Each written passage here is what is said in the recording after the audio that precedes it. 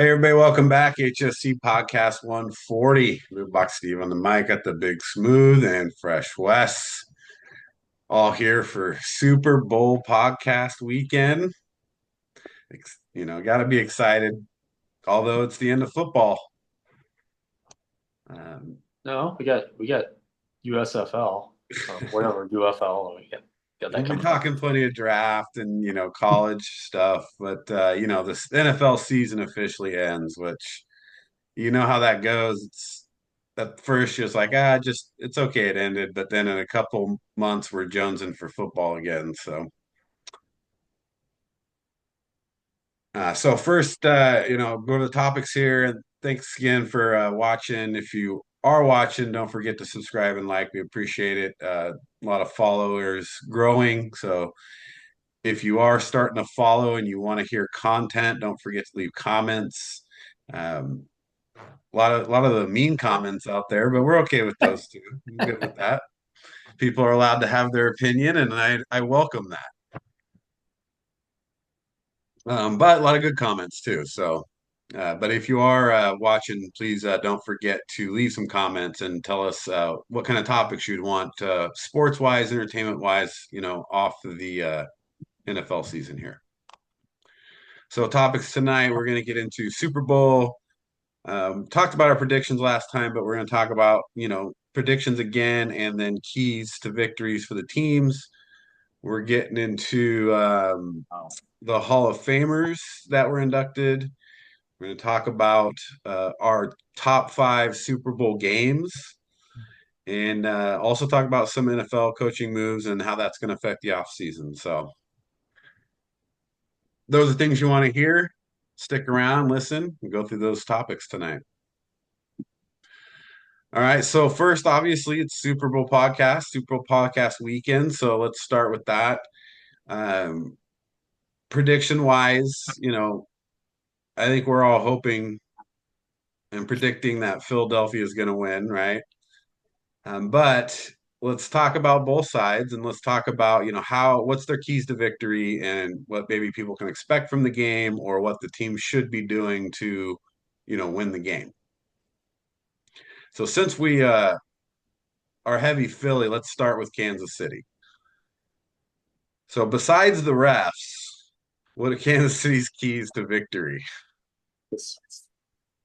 Well, I mean, stopping Saquon Barkley, or containing. Maybe you can't stop him, but maybe contain Saquon Barkley.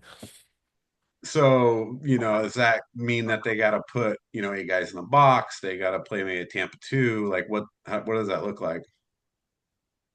Well, I don't know what Spagnuolo is going to do, but yeah, I would say you got to see what Hurt. It's kind of like you need to see Hurts beat you, right? Is he the same Hurts as Super Bowl a few years ago? He hasn't looked it in the last few years, so we'll have to see. Is he still hurt? So I would be like, yeah, if Hurts beats you, okay, but you can't let Barkley get like 200 yards on you. So defensively, I mean, Kansas City's number one priority, stop the run. What do you think, Wes? What's Kansas City's big priority here to win this game? I think get turnovers. Think that of course containing Barkley is the key, but I think they're going to need some turnovers and Jalen Hurts throw a couple picks. Chris Jones um, getting to Hurts. Offensively, I think they need to get D Hop going. I think they're going to need to score some points. And, he hasn't really done much. I think they're probably just saving all their, I think they're going to try to open up the offense more than they have in the past couple months. I mean, they just finally scored 30 points. I mean, I just want to give them a round of applause. So is that their first all year? Yeah. And the refs helped them with that too, by the way. Um, but I think also they need to get a lot of pass interference calls like they do, like almost every Super Bowl and playoffs. Um, The ratio is like 11-1 pass interference for opponents to 1 Kansas City. So they need to continue that. And I think lastly, I think in spots where maybe Eagles start, scoring points, getting the big chunk plays, they're going to have Kansas City's going to have to establish a running game. Kareem Hunt is going to have to not have 100 yards, but he needs, they need to be able to control the ball, in third quarter, to early fourth quarter, to keep the ball out of, Barkley's hands and their playmakers. Yeah, controlling the ball is going to be important for Kansas City. I think they need to win the time of possession game because of how many weapons, Philly has. You give them enough chances, they're going to score points, which in turn means you have to score points, and Kansas City hasn't been great at that this year. And Philly's offense is definitely capable of putting up 30 plus points.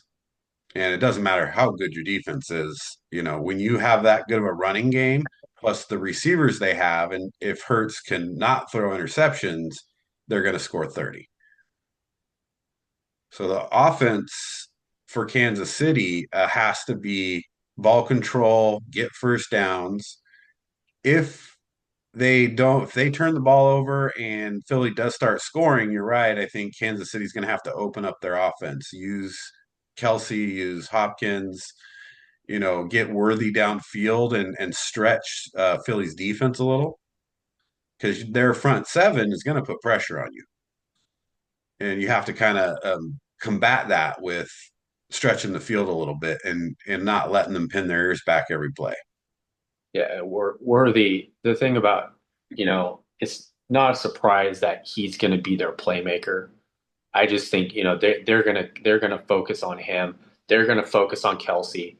That's gonna open up, the guys, like even Juju, like the guys that are doing the crossing, the outs, D hop over the middle, the slants. I think that opens up opportunities for them to get 15-yard plays. Yeah. I can't see that Philly's going to just allow Worthy to run down the field and Mahomes. I mean, when's the last time I seen a deep pass from Mahomes? I can't even remember. I think it was Super Bowl 54. Last time I remember to when they had Tyreek Hill. So No, they had one, the other week when Worthy caught the pass. That was a deep throw. That, yeah. I have selective memory here. Offensively, how does Kansas City compare to Philly? I mean, they have Mahomes, so they have a better quarterback, and he makes the dude like, for one thing, is like he reminds me of like in the 90s watching Jordan, or I hated Jordan because being a Knicks fan, I hated Jordan, but you had to respect him. And that's Mahomes. And it's like the one thing that I can't, it boggles my mind when he scrambles. It like is no one is ever near him, right? And he never gets hit. It's like he's just floating. I don't. Yeah, It's we'll get to Philly in a minute, but yeah, I know what you're saying. Like he's kind of Jordan-esque in the sense that it doesn't matter. You apply pressure to certain parts of their offensive their weapons, and he seems to find the he'll find the weakness. He'll find the soft spot in the defense almost every time. And if everything's covered, he runs. He uses his legs. He's just very crafty. Yeah. Well, the one thing that it's when you talk about, I'm not really comparing Mahomes and Jordan, but I'm sure that by the end of his career, you will be Well, just the way it's gone so far. What I like about Mahomes, and I think that makes him, if you want to use the word Jordan-esque, is his ability the game is slower for him. He reads the field really fast. He reads, when he needs to run, when he doesn't, and when he does need to run, finding gaps, in that pocket to get through to where, he's out in the open. And when you think about Jordan, when you watch Jordan play, it just seemed like everybody was going slower than him. And I think Mahomes has a little bit of that when you watch especially how he reads his progressions compared to a lot of quarterbacks, even guys that had good seasons, the Jared Goffs, the Sam Darnolds, and the guys who you looked at 4,000 yards and they're talking about and they got big contracts and stuff. They don't read the field anything like Mahomes does as quickly as he does in What finding the holes. and the coaching and the fact that he admitted coming out of college, he had a hard time with his progressions. Andy Reid set up everything perfect for him, but now he's kind of it's instinctive. See, Jordan, it was like it's like playing chess. He was thinking three moves in the triangle. He had his spots where he pulled up. He basically knew exactly what he was going to do. Mahomes sometimes it's almost like he's doing everything on the fly. It's in like that last, Super Bowl last year. It was amazing because it's like, dude, how are you reading this?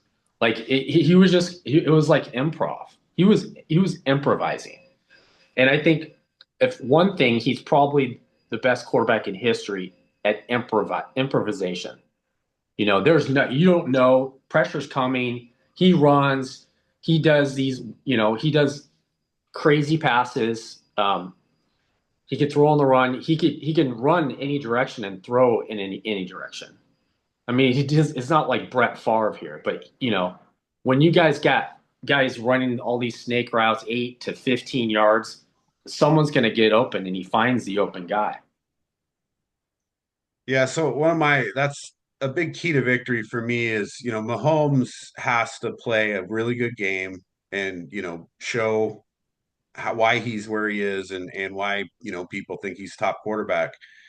That's really their key outside of, controlling the ball, him, he won't if he doesn't make mistakes and he hits the open receivers. So that's kind of the Kansas City's keys there. So let's go over to Phillies now. So key to victory for Philly, a lot of people, and I'm one of those who's going to say it's run the ball with Saquon until you can't run anymore, and then you rely on Hurts, right? I think Derek, you said it well when you're like they have to make Jalen Hurts beat them because that's going to be their key. They're going to say we want to lose Jalen, not Saquon.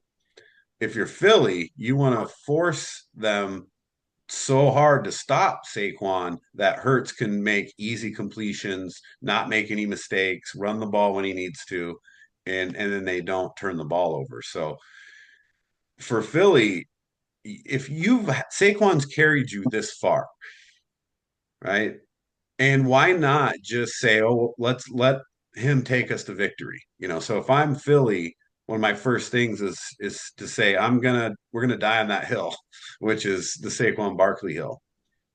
I think you're picking your spots because their mission, Kansas City's mission is going to load up and stop him. I say first quarter, you come out throwing the ball, and you get Devontae Smith because they're going to roll up on AJ Brown. You got to get Devontae Smith over the middle, and then maybe get the ball to Barkley in the passing game early, and then pick your spots because someone brought it up on one of the morning shows. It was interesting. They said that they're explosive. Philly relies on their running game for their explosive plays and their passing game to control the ball. Right. And that does make sense. But I think early they're gonna think, okay, they're just gonna come out and run Barkley. It'd be like the 49ers in the 90s. The first 15 plays, 10 of them should be passes. That's the chess game of the coaches, right? Because first of all, if you're a coach, you're like, okay, they're going to come out and run Barkley, and so we're going to stop them. And then as a defensive coach, you say, well, they know we're going to try to stop Barkley, so then they're going to throw the ball. And so then the coach is like, well, now we know they're going to throw the ball, so we're going to give a scheme like we're going to stop Barkley and we're going to stop the pass. So they play that chess game in their head all up till the game. And it all doesn't happen, until those first 10, 15 plays, right? The first play should be a play action fake, throw it deep to Devontae Smith. That Yeah. should be the first play of the game. That should be. First play of the That game. that that that should Is totally. that what are the odds of that? Can I bet on that Devontae touchdown play action pass? Hey, I called fade Marcel before, so Oh it no. has worked before. Oh It's dude. worked before, so that's the bet. Anybody's got Devontae Smith first TD score. That's the odds. There you go. For me, the key is the Eagles' defense, and because it just seems like every Super Bowl, it's Mahomes. And if you think of Mahomes, because everyone, I don't want to get started on some ESPN people saying that Mahomes is already the GOAT, but that's ridiculous. But the key to beating Brady, it wasn't Eli Manning beating Brady. It was the defensive front of the Giants beat Brady, right? It was the Eagles defense beat Brady. And that's how you beat Mahomes. How did the Bucks beat Mahomes? They beat him up. And when you got Nolan Smith, Jalen Carter, Milton Williams, Jordan Davis up front, Josh Sweat, they need to make plays. Zach Bond and linebacker. And then the real key for me is the rookie corners, Quinyon Mitchell and Cooper DeJean. They have a given up their passer rating in the playoffs is 44% passer rating Yeah. against them. And that's not including you have Darius Slay Jr. also. So it comes down to me for the front four getting pressure where the back half of the defense can just lock down. Yeah, if you get good pressure and you have less time to throw, that's less time those DBs have to play defense, right? Which helps their passer rating because the longer you're trying to, guard a receiver, the exponential chance they're going to get open, right? Because you can't stay with someone forever. I don't care who you are. If a receiver gets to run around the field all they want, they're going to get open. You can't guard it, Well, especially So with Hollywood Brown and Worthy, I mean, they're going to outrun. yeah, it's just they're just too receivers are just too fast, too shifty. It's impossible to stay with them forever. So you have to cut down that time to throw that Mahomes has. So the question with that is, do you rely on just the front four to get that pressure, or does Philly need to bring blitz packages? How do you get that pressure on Mahomes? I think you need to just use the front four, and then you have to have a spy. Yeah, have to That's have a spy. interesting. Yeah.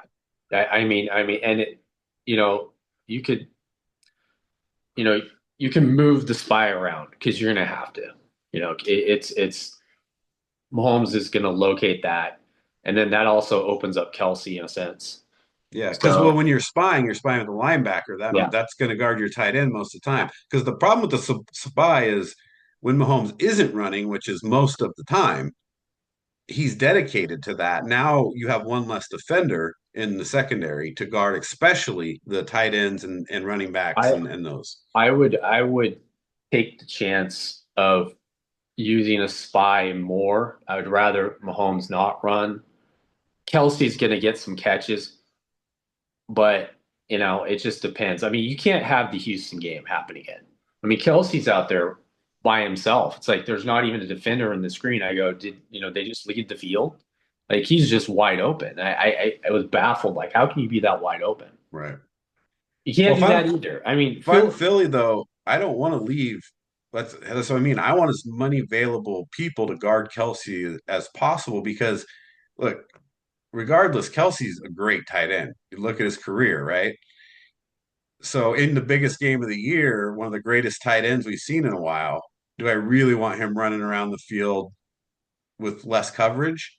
you're gonna have yeah. I think later, early, you know, you run your base, and then you're gonna have to pull out all sorts of packages. I mean, just to you know make Mahomes work his way down the field and maybe get a turnover. Yeah. Turnovers are the X factor in the game. We don't think that Mahomes turns the ball over. Well, if you look at his regular season statistics, he does. Fumbles, pressure, middle pressure, and the edge guys. The edge guy's got to keep contained. It's if you're not going to get to the quarterback, you need to be there on the edge. And you got to make that decision. You just can't run past him. You can't also Right. can't take you can't take an inside position because he's going to run around you. And it seems like he does it all the time. The edge guys have to keep contained. If you can't get there, keep contained so he doesn't run. Make him if he's going to run, make him run up the middle, and then you fill those gaps. You know. Yeah, and that's the hard part because you're also asking them to get pressure, right? And to get pressure, you have to get upfield. But the thing is you're not always going to get pressure. Yeah. You have so many plays in a game. You're you want you want to draw it up where you know the situation. It's a moment, and you want to apply pressure at that moment and make a big play. You're not always going to get pressure. It's better to maybe sit back on some plays because it might confuse him. He's used to guys running past him or not taking the right angle and he'll go around. Yeah, you There have to, are ways to confuse him. but you can get your hands up, if you're not getting You pressure, get your and I don't hands see up. that enough in defensive linemen in the NFL these days, is, when you're blocked, Yeah. backing up a little bit, jumping and trying to block the passes, tip the passes. Um, that's an effective technique that I think is a kind of a lost art in the Well, NFL because you see there's some guys that still do it and they get so many tips. They're and tipping the ball a and lot. So what can a tip lead to? A yeah, turnover. And so I think they need to get their hands up. I think that's. I mean, you watch. I don't even remember the last time I've seen a Mahomes pass tipped. It's like you have to get your hands up. I mean, this is football 101 here. I mean, when all else fails, you can't apply pressure. Put your hands up. You know. yeah, and then so defensive wise, so I agree. Derek, when you're talking about the front four, because when you start to bring blitz packages, you do put yourself at risk of leaving guys open. And, they have a lot of good over the middle guys, tight ends, even their backup tight ends are pretty solid. But now you're also talking about, the receivers, which is a pretty good crew at going over the middle, catching short passes and control the ball. So I think it's going to be tough on Philly's defense. They're going to not have as good of a game defensively as they've had, against other teams. And so they have to control the ball as well. Like the more you can keep Mahomes off the field, the easier you make it on your defense. And so a lot of that defensive structure comes from your offense being able to control the ball. So overall game predictions, now that we have the key strategies in there, how do you see the game playing out? Like if you had to give a quick synopsis of the game, how does this game play out?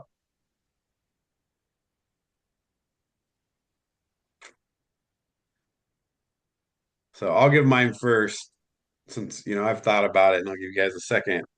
So what I think is going to happen in the game is Philly comes out, controls the ball, runs the ball a lot in the first half, probably goes into the half at like a 13-7 lead. Touchdown, two field goals for Philly, touchdown for Kansas City. Kansas City will seem like they just dodged bullets the first half. Philly probably could have scored more, but they didn't. And then Kansas City comes out in the second half and exploits some of the things in the first half. And Jalen Hurts throws an interception, and Kansas City could win the game. Otherwise, it's going to come down to right to the end again. Because why wouldn't it, right? On there going for the three-peat, the rematch of just the Super Bowl that just happened. It's got to come down to the end. And I hope Philly wins it at the end, but I think Kansas City has a good chance to come in that second half. They're go in the half down six, take it to the fourth quarter, maybe win on a last second field goal. That's my kind of game prediction of what it'll look like. So But what you do you said the guys think? Eagles are going to win. Well, I hope that's my. I mean, I Said want the last Eagles to week. win. So, And Derek is like, why are you making predictions now? And you're like, Eagles are gonna win. and So it was unanimous.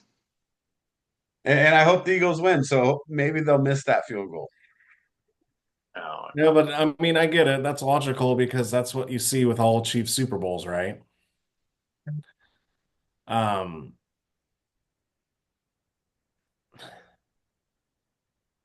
I see it differently. I got the Chiefs, I got the Eagles up 21-7 at halftime, and then they just kind of run it down. Run the ball out and just control the clock and maybe win Yeah, and then play 28-14 stout or something. defense. yeah.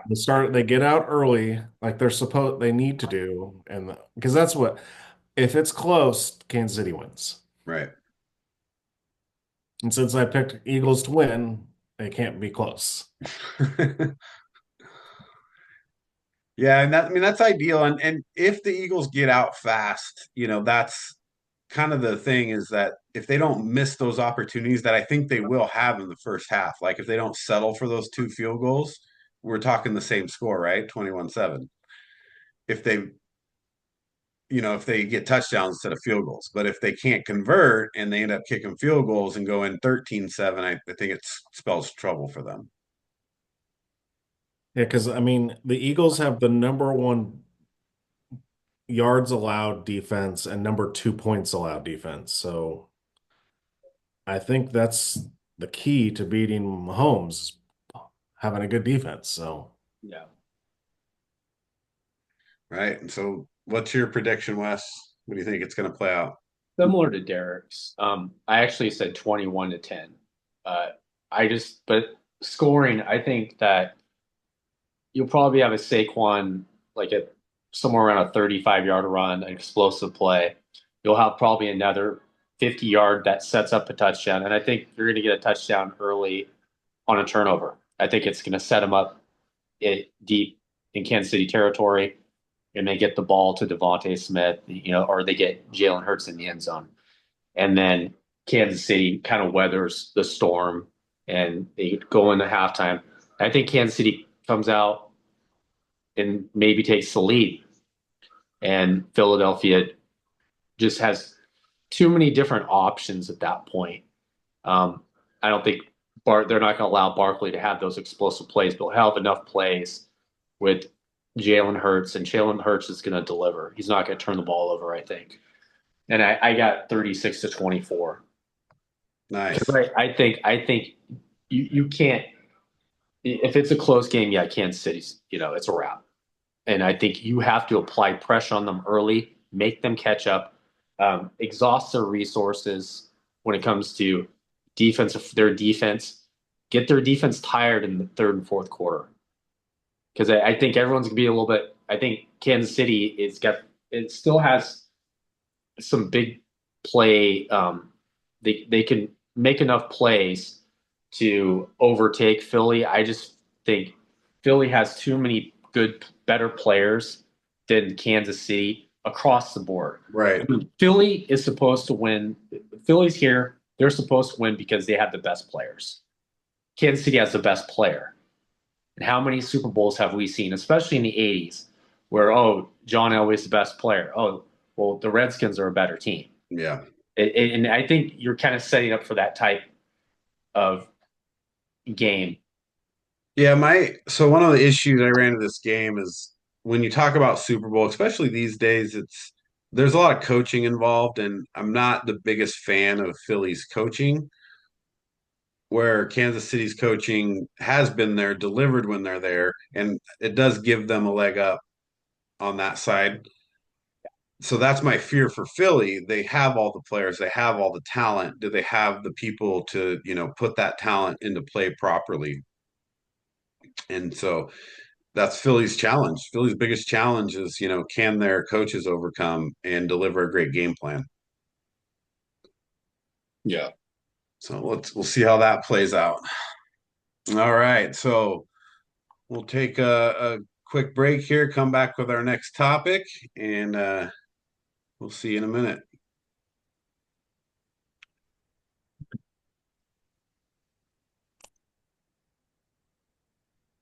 All right, we're back here with next topic here, Hall of Fame inductees. So there was the awards. Also, there was a lot of awards tonight that were handed out. Did you guys happen to look at the different offensive player of the years and rookie Josh of the Allen won. year? Josh Allen won. So he won MVP. Yeah, so there was quite a few of those awards. We're going to specifically talk about some Hall of Fame, and then we're also going to get into some coaching moves here. So that's where we're going now. But before we get in the Hall of Fame, so you mentioned Josh Allen wins the MVP.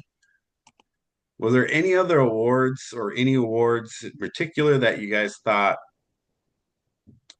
you disagreed with, you agreed with? I mean, Well, Jaden Daniels got a lot of praise, which probably well deserved. all I could say, I get it. It's a quarterback league. So quarterbacks, even though they, you know, didn't break a record or, a few records, like someone other rookie did, like a record that stood for over 40, 50, 60 years. But, he gets voted fifth by Mike Silver. How in the hell do you vote Brock Bowers fifth and rookie of the year ballot? And then Dan Orlovsky, you put Bucky Irving ahead of Brock Bowers? Right. Seriously? Seriously.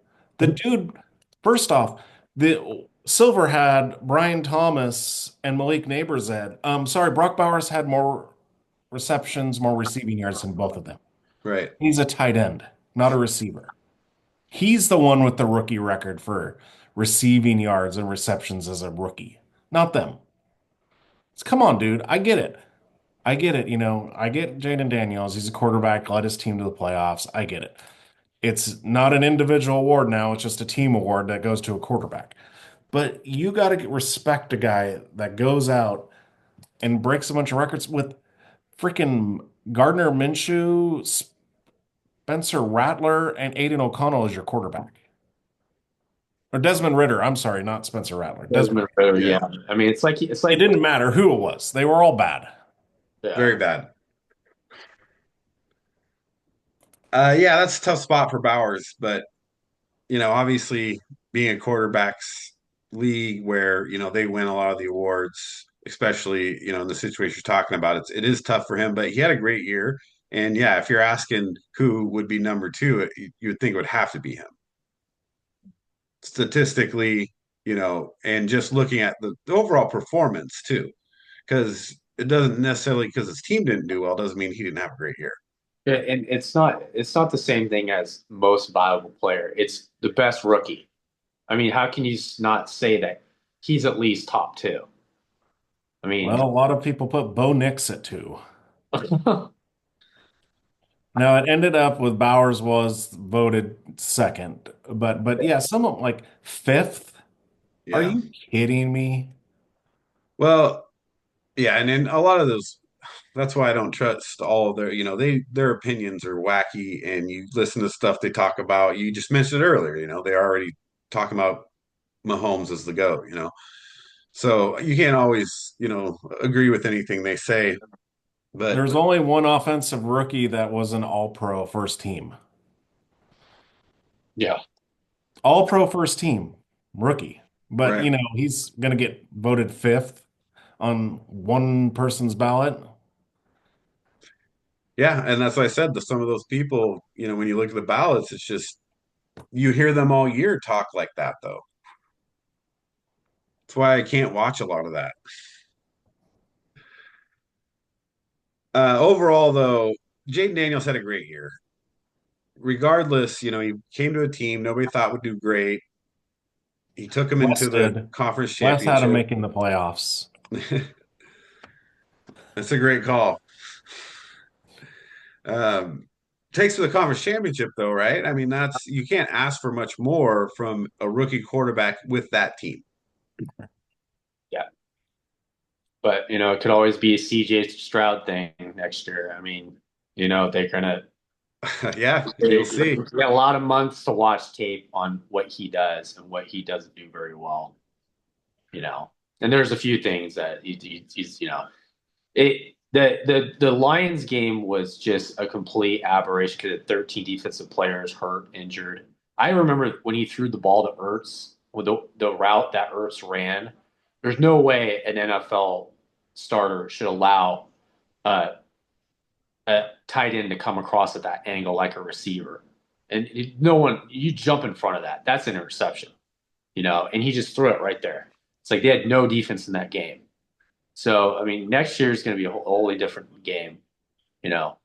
And but He's going to get a lot more he had a great year, focus. and yeah, you know, They know they're going to have to stop him on the ground too, which that was a big part of their offense was his ability to scramble, especially in the red zone. He had a lot of rushing touchdowns. And so he's going to get a lot more focus next year. So there's already some controversy popping up with Josh Allen getting the MVP over Lamar Jackson. So let's just talk about that real quick. Well, because Is it's the Josh same Allen voters. MVP? It's the same voters as the All Pros, right? That Lamar Jackson was the All Pro quarterback, not Josh Allen. So how is Josh Allen winning MVP? And then Saquon Barkley won Offensive Player of the Year. So first off, you're not the first team All Pro quarterback. You don't win Offensive MVP. So how do you win MVP? Right. So what is the decision making there? What are people thinking, or what were they thinking, or what's your opinion on it as far as why would they vote Josh Allen MVP?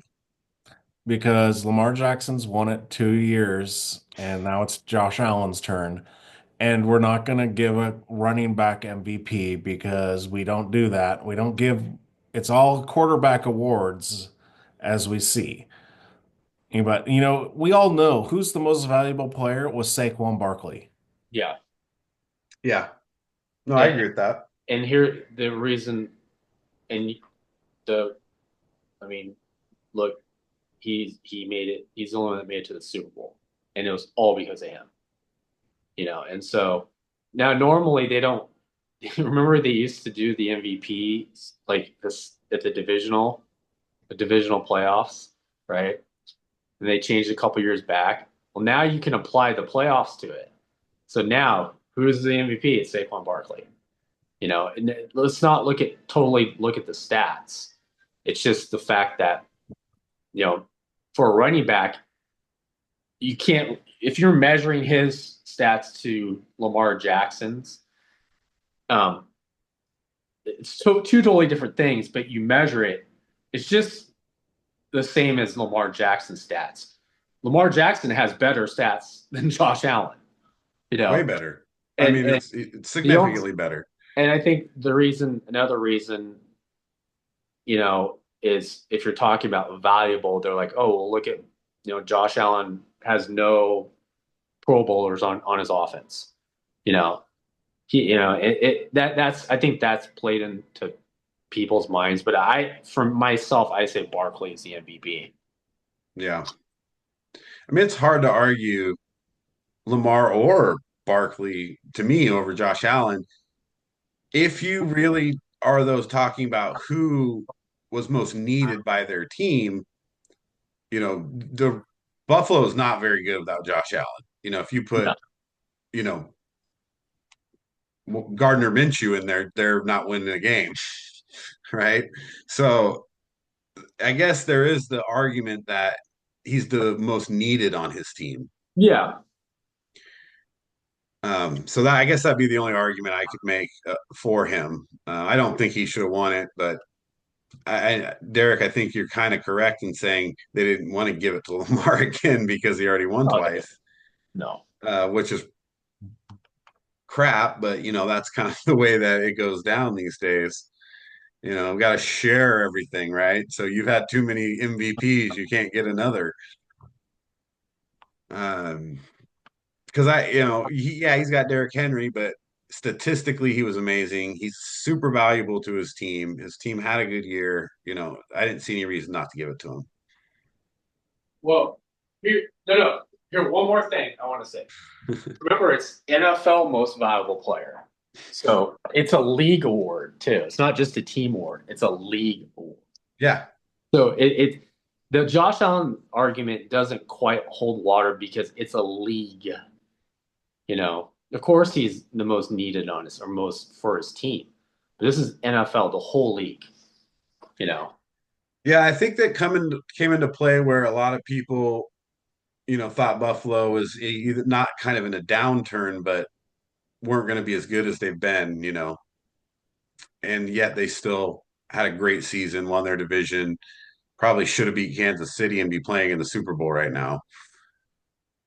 But like, how can you say Lamar Jackson had a better year this year than last year when he was MVP, but he's not MVP this year? Yeah. Yeah. He eclipsed his numbers from last year. And as far as I'm concerned, he played a lot better, especially throwing the football. He's arrived throwing the football now. He He hadn't looked played really good. like the play where he dropped the ball and he picked it up and he ran all the way to the sideline and threw it to Likely. That was like my favorite play of the year. That was crazy play. Yeah. Everybody's so excited, then Mark Andrews drops the ball. Yeah. Oh, I'm not drawing that play up for Mark Andrews in the ice. No way. You want your guys with their best feet on the sideline like that. It's just stupid. I mean, but he's pretty sure-handed usually. But it's ice. Like here's the thing: is you want Yeah, that's tough. Nothing else award wise. I guess a nice coach of the year for Kevin O'Connell because I don't think nobody expected the Vikings to be that good. Your favorite Joe Burrow got that comeback player of the year. Pat Surtain had a great year, so I think he deserved. It's nice to see a cornerback win that award. Yeah, that was nice. I was surprised just because it's like usually now defensive player of the year, just like quarterback, it's like, oh, who's the edge rusher with the most sacks? Yeah. So yeah, that was nice though. I think I'd like seeing that because it's been a while for a corner there. Ben Johnson winning assistant coach of the year. I think that's deserved. So I think they got most of the awards right. It's tough with the MVP, obviously, but overall, I'm okay with most of those. So jumping into some of the Hall of Fame reactions here. So first, they've kind of changed it up. One, you only have four people that went in this year, so they only elected four. And I don't know that there's like a data behind this, but they're kind of saying we're going to look at more of the older players. You got to earn it. You can't just get right in right away. You're going to have to sit, as a nominee for a while before you're going to get in. And so just looking at the four, we've got Eric Allen, cornerback, Jared Allen, defensive end, Antonio Gates, tight end, and Sterling Sharp, wide receiver. Sharp obviously being I guess Veteran. Eric Allen, Sharp are same. So they're the two. Late 80s is when they started. So that's what, 40 years ago. So what did you guys think of what are your first reactions to the Hall of Famers? You agree, disagree? I think we had the conversation last year because I think it was about Torrey Holt last year, right? Because I was saying, what receiver went in last year? I can't remember. Calvin Johnson, right? And I was Yeah, I like, think they're so. just going to do one receiver a year. They're not going to do more than one. And for the Veterans Committee, they picked Sterling Sharp. So then they're like, okay, well, that's it. No more receivers. Because if you look, I mean, you got Reggie Wayne, you got Torrey Holt, and you got Steve Smith Jr. Sr. Next year, Larry Fitzgerald. Right. So does Fitzgerald just bump out in front of Well, them? that's the question, right? If you're gonna use that logic or say, hey, let's make them bide their time and let's look at some of the older players, does that mean now Larry Fitzgerald does have to sit as an inductee or as a finalist for years before he gets in, even though statistically, like he's number two overall yardage, Yeah. he's had a great career. So does he have to wait so a guy like Reggie Wayne or Torrey Holt can get in? I don't think so. I think he goes right in. The thing with Holt and Wayner is they were number twos, right? Yeah, no, and Isaac Bruce and Marvin Harrison are both in. Marvin Harrison. Yeah, exactly. And so I think Larry Fitzgerald was the man for the Cardinals, right? So I think he gets in. They also have Drew Brees coming in next year, so he's getting in. So maybe there is no rhyme or reason to saying, hey, you have to wait and bide your time. Yeah, because I don't think it's the same. Well, I think it has to be. You have a cutoff of how many years you can be eligible before you have to go to the Veterans Committee, right? Yeah. So are they going to then make those people sit as long as they can till that time frame? Yeah, I don't know, because that's why I feel like Eric Allen. The problem is like a lot of these people are going to look at like, oh, well, Eric Allen only had 1 year. He was a first team All Pro, second team All Pros. That's it. How is that a Hall of Famer? Except for the people that watched him play, they looked and watched him and they're like, oh, he's a Hall of Famer, right? Don't you think? Didn't you watch Eric Allen and he's like, he's a shutdown corner? Right. Yeah, yeah. I mean, they're not. I mean, when you have, you're not. I mean, he had 54 career interceptions. I mean, that's a lot, but in 14 years, but still, it's sometimes you're not going to get the ball you're throwing your way because they know it's like you can't throw the ball in his area. So Well, I think that's a big thing with corners, especially is when they are shut down corners, they get the a fewer amount of yeah, targets, towards them. not ball hawking. Yeah, well, they've been that's been a thing for years though, right? Where quarterbacks avoid the star corners. That's not a new thing, for these guys like Sauce and Surtain. That's something that's been happening. You go far as back as you want, and that's been happening, right? I think Yeah, Eric Allen, you're right. Just eye test, he definitely looks like Hall of Famer if you watched him play. But I think that's another big thing. It's like when you are that good that they're throwing away from you, you can still get, a ton of career interceptions, make Pro Bowls. Yeah, you deserve to be a Hall of Famer. I mean, looking at that lit, I put in Eric Allen before I put in Jared Allen. Yeah. Jared Allen got a lot of sacks, but I just never felt like he was, you know, that big of a game changer. Did he get in because they had to throw in a defense? Because they have yeah. three, or like, well, I guess Eric Allen's there. So they went 50-50. I mean, the only thing, yeah, it seems like he had a lot of sacks. He had 22 twice in a season. He had 136 career sacks, but it seems like, yeah, I mean, I guess some of it's the stats, completely the stats. Maybe this is just completely the stats here. Yeah, But because for me, I didn't feel like he was as complete of a defensive end, stopping the run, keeping contained, doing the things that a defensive end does. He was definitely about sacks.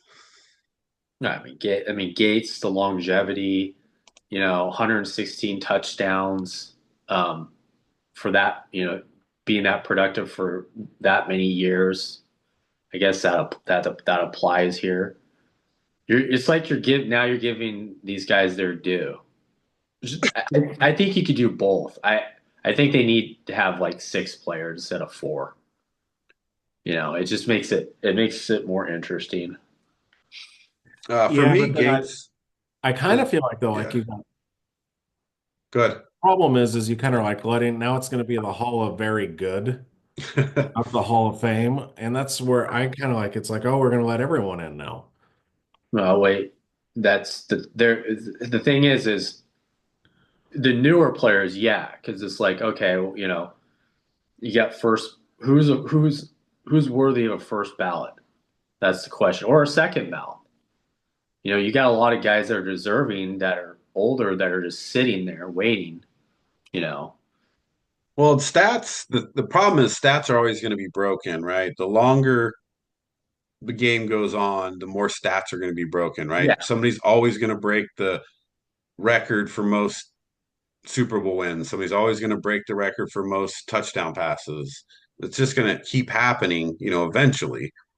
And so, I mean, I Unless you're like the Jerry idea. Rice's records. I do Production. like the idea of cutting down the inductees and really focusing on who are the really great players It instead should of be you like just when get in you're because you had 136 sacks. right. You go like when we're watching football, like Sterling Sharp. People are going to look at it and go, well, he only played what, 7 years? How Yeah. is he a Hall of Famer? But if you were alive during his time watching him, he was the best receiver on the planet when he was playing, right? He was that big. He was the he was like the kind of the Megatronish type, Owens type build. But he was like one of the first when you think about it, you know. Oh, he's Um, hard to tackle. He was hard to fast. tackle, he's fast. It's like you didn't really see that much those type of receivers in the 70s and 80s, and he comes along and it's like, whoa. It's He like I don't want to get in front of him. he averaged 90 catches a year, 1,235 yards, and 10 touchdowns every season. Yeah. Yeah, In I his think last season, he had 18 touchdowns. they said. I thought I saw this. The only person ahead of him in that his span was Jerry Rice. Yeah. And Yeah. so if you're second to Jerry Rice for that time period, you're pretty deserving. And I think when Terrell Davis got in, it opened the door for Sterling Sharp. Right. Although I think Terrell or Sterling Sharp was a better player, Terrell Davis fell into a really perfect scheme. Mhm. I agree with the Antonio Gates though 100% because I think he had a great career and Yeah. he was a elite tight end. There was a time in the middle of his career where he was like, great, it's Antonio Gates, because he's so big and he could catch and he had that basketball background and just So unstoppable. instead of Jared Allen, who would you put in? Oh man, I gotta go back and look at the list. Um, There was Willie Anderson, tackle from the Bengals, Jahari right. Evans, guard from the Saints, Torrey Holt, Luke Kuechly, Eli Manning, Steve Smith, Terrell Suggs, Fred Taylor, Adam Vinatieri, Reggie Wayne, Darren Woodson, Marshall Yanda. Yeah, those were the ones. Yeah, and I guess because I looked at the list before and one of the things we talked about earlier was they want to go 50-50, right? When you're only doing four, you want to do two offense, two defense. And there's not a lot of defense there that you particularly would put ahead of him. That'd be an offense. I, And so I now you're going to put in three offense and one defense, which I don't think they want to do. what would I So, pick her? so is it Jared Allen Adam, better than Suggs? I think they're just so similar. Somewhere, yeah. Yeah. I mean, I like the Vinatieri pick. Yeah, I say military. we put in Vinatieri. What about Luke Kuechly? Kuechly was same. He's very similar in that he played a short amount of years Yeah, and he had amazing stats in that amount of years. Kuechly will get in. I think because he played so little, he's going to be on the Sterling Sharp program, which means you got to right. wait until the end to get in. Um, Same with Darren Woodson. As far as quality, he reminds me of um, the Torrey Holt Reggie Wayne factor, right? you played a lot of good years. You were really good, but you weren't the greatest. Right. And so, man, I guess you if no, I'm the only person I'd switch is Vinatieri. I'm taking Vinatieri over Jared Allen. No, I think that solves that problem. And it's like, okay, you have special teams, one special teams guy in there, you know. Yeah. You really though, isn't this Vinatieri's first season though? Would you really put first eligible Vinatieri? Well, you just said Fitzgerald gets to come in first eligible. Yeah, but Fitzgerald is Dude, what? Vinatieri, dude, at one point, come on, man, when he was making all the kicks, winning Super Bowls. Well, I don't even think Morton Anderson went in this first time. Right. Now, Drew Brees next year, is he going in? He's got to go in first. Yeah. Yeah. Yeah, it's hard not to put a guy like Breeze in. And that's the problem. Like now you're gonna have Fitzgerald and Breeze. Like, so there's your two offense. That means Torrey Holt, Reggie Wayne, all these guys gotta wait again. Defensively, I feel like they're lacking right now. Like they need some better defensive players to, get to their time frame. Well, I mean, they need to finally put in Lester Hayes. Lester Hayes. That'd be awesome. I'm good with Yeah, that. here's the funny thing. All the first team notable or first time eligible next year notables are all offense. It's Drew Brees, Philip Right. Rivers, Larry Fitzgerald, Frank Gore, Jason Witten, LaShawn McCoy, and Marquise Pouncey. Yeah. That's what I'm saying. If you're having a hard time picking a defense right now, next year you're getting all offense again. Yeah. You might as well save Jared Allen for next year.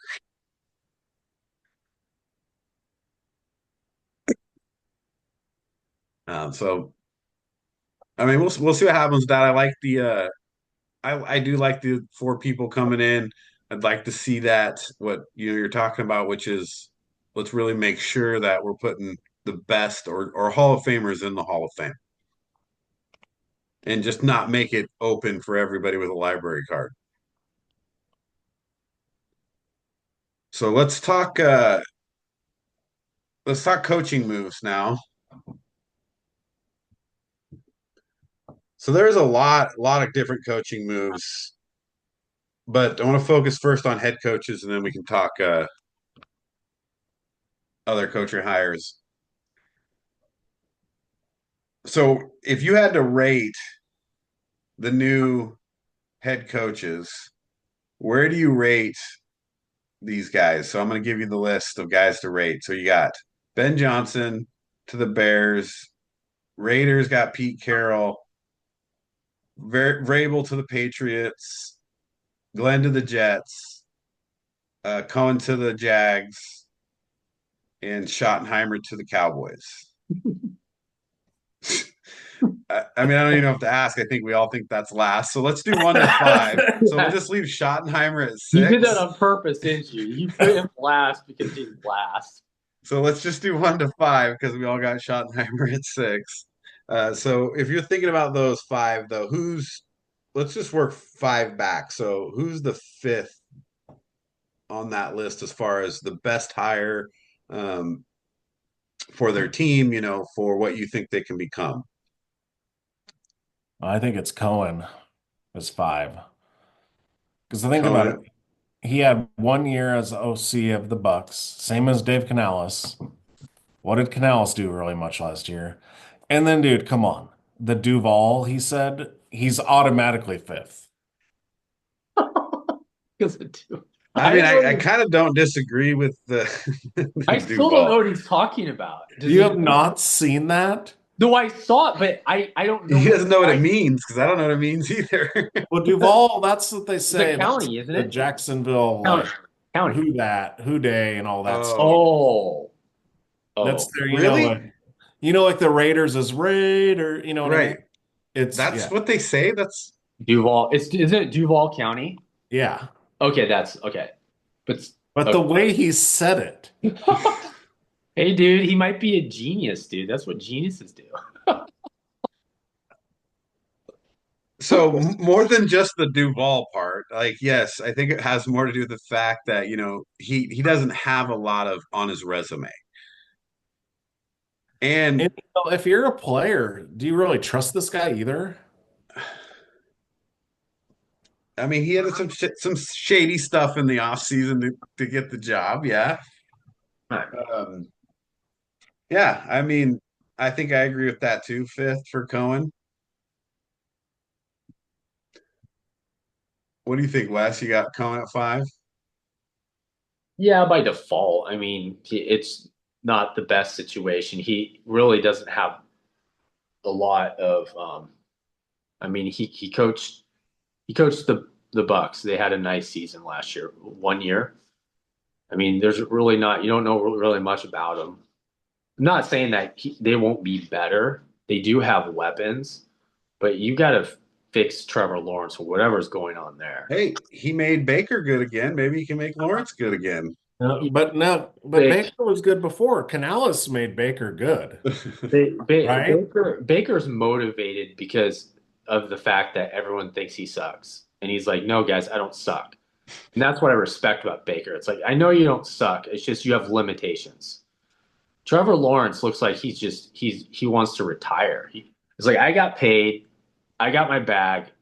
Now I don't know if I want to play. I don't know if that's you can fix whatever's going on with Trevor Lawrence. You Or can maybe blame him.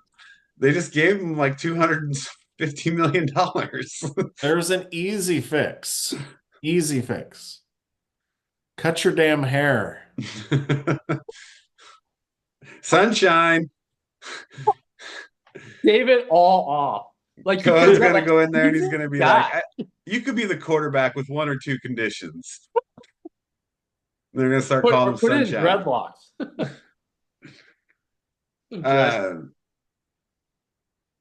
four, 4-1 is a little bit tougher,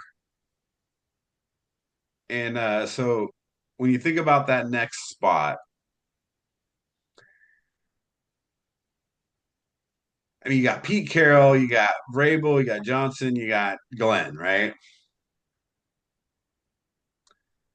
Well, for me, just because of where he's at, where he's going, and what conditions, it's Aaron Glenn for me. And I'll tell you why. They don't need a defensive guru as the head coach. It's already failed. You have Woody Johnson, who's an inept, horrible owner, and then they let their kids, he lets his kids tell the GM who to pick and hire and stuff. I can't trust that. If I'm the coach, if I'm Aaron Glenn, and I think Aaron Glenn's going to be a great coach. I just think he got a horrible situation. You don't know what's going on with Aaron Rodgers. You don't know what's going on with Devontae Adams. So they could be really starting over from scratch. Is he a guy that can build a team from scratch? He might, but I just don't trust the owner. I don't think the owner is going to give him a chance to. Yeah. It is tough when you don't have the good front office support, and then you have an owner who shouldn't be involved who is involved. We've seen other teams have that problem as well. Um, I don't know. I think you're right in the sense I really go back and forth with Pete Carroll and him. Carroll obviously has the experience, but I don't know. I like the younger coaches, and I don't want to sound ageist, but it's a league for new style, right? New type of offense, new type of play calling, new type of But that's the strategy. thing is Pete Carroll isn't a hot shot coordinator guru. He's a CEO. He goes and gets people to he's a motivator, right? Right. I mean, they went with a young a young head coach before. They need a stable person as their head coach. yeah, when he's not. Let's talk in like terms like social media terms. He's not an influencer. He's a encourager. He's the encourager in chief. You know, He's the EEO. EO. Yo. Well, and with him, I think they're giving him they're Yeah. I mean, like Glenn, I don't think he's going to get undermined. Oh yeah. Where Carroll's not going to get undermined. You pick where is he going to get undermined? The owner or the quarterback? I mean, Right. where does it come, or does it come on both sides? Like, yeah, I think it's Aaron Glenn because of that. Because you have Right. a quarterback who, he doesn't really know what he wants to do. He'll, it's like it seems like he's not dedicated anymore because he He's knows going to he, retire after the draft when they don't draft anybody to replace him. That's what's going to happen. He yeah. just going to be like, oh, I'm going to retire now. You just After don't know like what, free agency and the draft, dude. Aaron Rodgers just you don't know what he's going to do. Yeah. no. So Yeah, that's a tough position. I like Aaron Glenn a lot. I think he's going to be a good coach as well. I just don't think he'll be with the Jets. He'll be, Yeah, Yeah, I mean, I could I agree with thought that. We could put Aaron Glenn at 4. I thought the Saints job would have been a little bit more less. There's not as much expectations down there. Mr. I Effie. guess he doesn't like Mickey Loomis. Oh, And he wanted to do the I want if I go there, I want a new GM to have with me. But then he goes to the Jets where Woody Johnson and that's what I don't like.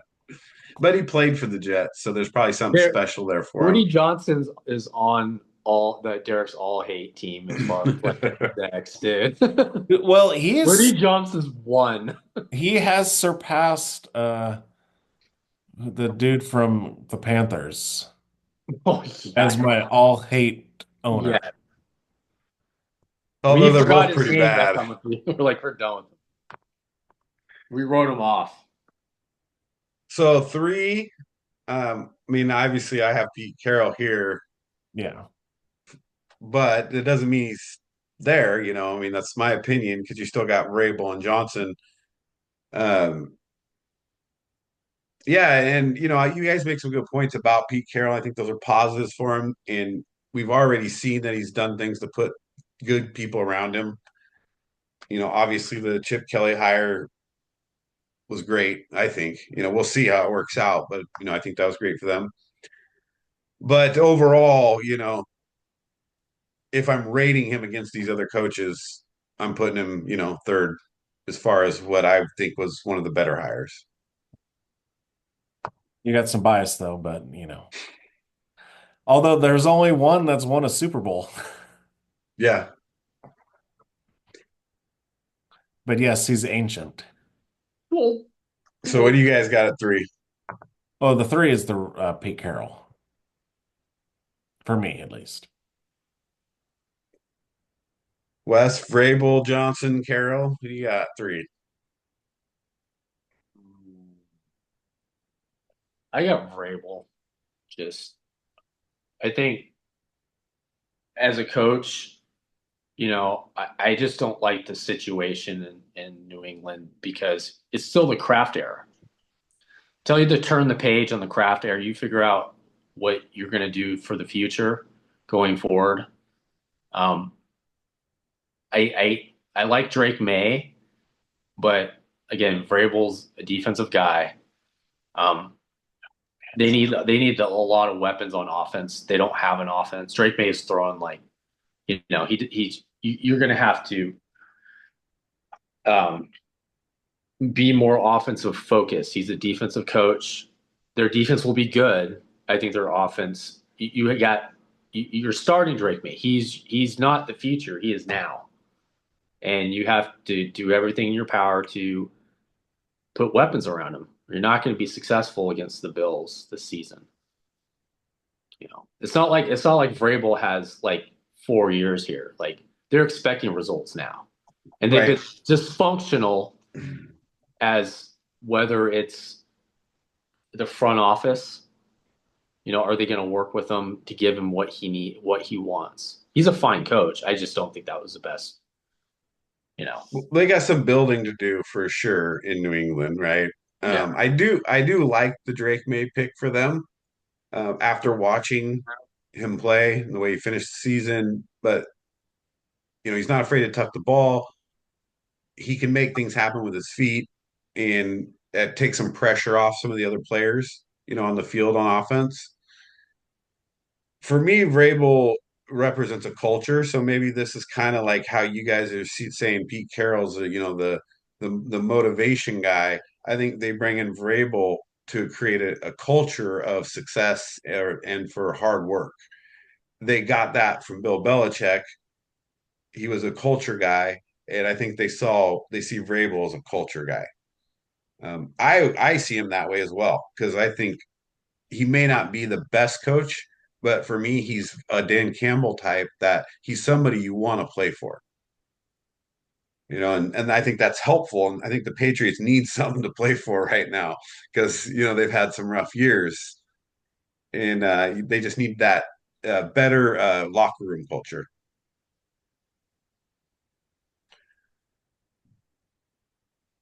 So that means we got 1 and 2. We got for Derek and I, we got Vrabel and Johnson left, and Wes, you got Johnson and Carroll left. I'll go first because you guys know my one is Ben Johnson.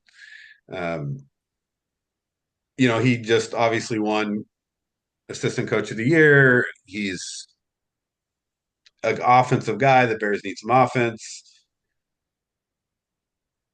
Then I had variable two, obviously.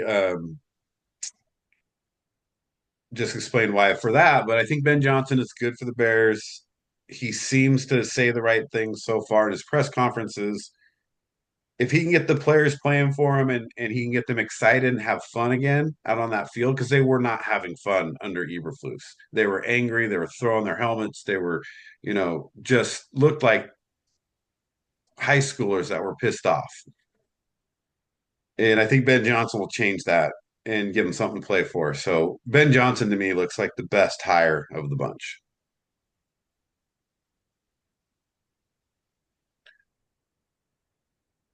I got Ben Johnson at 2 and Vrabel at 1. I'm doing Ben Johnson at 2 because we don't know how good of a coach he's going to be. He's just an offensive coordinator. Right. Last year, Dave Canales and Brian Callahan were your two hotshot offensive coordinators. What did they do? Right. It's hard. So until I see something from Ben Johnson, I can't really trust that he's going to be the best of this bunch, even though everyone is saying he is. But how many times have we seen the hotshot offensive coordinator get a head coaching job and it fails? I don't think it's going to happen. Don't worry, Steve. I think they'll be fine. But for me, the safe option is Vrabel. Dude took the Tennessee Titans to the number 1 seed with Mike Tannehill as quarterback. Come on. The dude went to the playoffs a bunch of times with Tannehill as quarterback. You're right. The Patriots have the most cap space available. They're gonna get weapons. We'll probably go get T. Higgins. I They mean, can pay him. they're gonna draft they'll probably get Travis Hunter. I mean, I think the Patriots are gonna get talent this year. They have the most cap space. They got the fourth pick overall. Yeah. Vrabel is a culture guy. I think he's Belichick, but a little less Belichickian. Now, do I like Josh McDaniels as his OC? Yeah, because that's the only place he's good It's at the is only being place his he's good. OC. Anywhere else, he sucks. He Right. goes to the Rams to be the OC, he sucks. He's the Denver coach, he sucks. The Raider coach, he sucks. Oh, Patriots OC, he's the greatest OC in the world when he's so yeah, that's fine. For me, yeah, I got Vrabel 1 because I know what I'm getting with Vrabel. Right. He's got experience there. And again, he's I love the fact that he's a football coach of what you would expect from a football coach. But maybe that's the little bit of old school in us have watching football for so long that we In really respect that. Yeah. The AFC East, it's come on, like the Jets are a dumpster fire. You don't know what's going on with Tua. It's like Mike McDaniel, no different than Brian Flores. You know what? Let's go 9-8, 8-8. We can't beat any good teams. We can't win on the road when it's cold out. And then you got the Bills who can't win the big game. And who knows, they might take a step back. So, and I'm not saying the Patriots are winning the division next year, but Patriots are winning. no. That's what I They'll heard. be a lot more competitive. That's what I heard. No, I mean, and it's a great argument for Vrabel, and I think he's a great pick for them. So it's not that I disagree. Um, I could definitely be convinced them being 1 and 2, but at this time, again, just because I got to go with Ben Johnson. Remember, Eberflus was the hotshot defensive coordinator when the Bears hired him also. I've never liked him, so it made me mad that I even stopped hating him last season. What was Matt Nagy? Wasn't he the hotshot offensive coordinator from the Kansas City Yeah, Chiefs? this dude got fired for going to the playoffs. Come on, with Trubisky. Okay, Wes, what do you got? 1 and 2. I got Carroll at 2. It's just infrastructure. They need infrastructure, positivity, energy. It's amazing that we talk about a 74-year-old man with energy, but he does have energy. I think he runs around us with Oh, energy. he can throw the football for his age. It's pretty amazing. Uh, and then he's got it's they're building a foundation. He's not going to be there forever. He did hire potential replacement in Chip Kelly if he can actually coach in the NFL.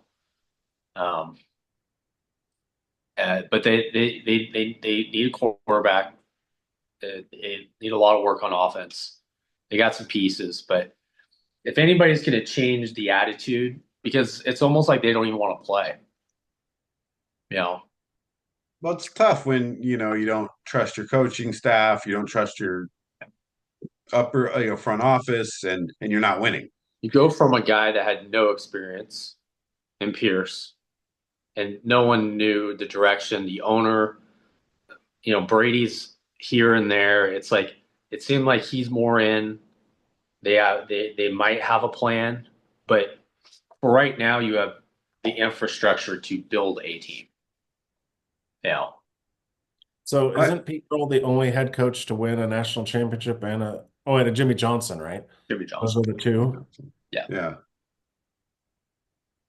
So, and one for me is Ben Johnson, just because you have pieces and the way that he called plays for the Lions. Of course, the Lions have more weapons and their running game is so dynamic, but maybe they can get another piece at the running back position, move some pieces around.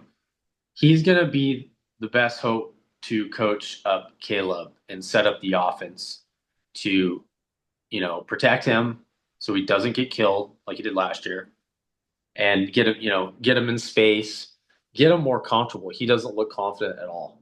I think he'll give him confidence, and that's where this is where you're like, okay, we're gonna see if this guy can play next year. Like he's the best chance for right now to get Caleb to be possibly, a quarterback that can take him to the playoffs. They have the pieces. They just have no direction. And no direction Right. left.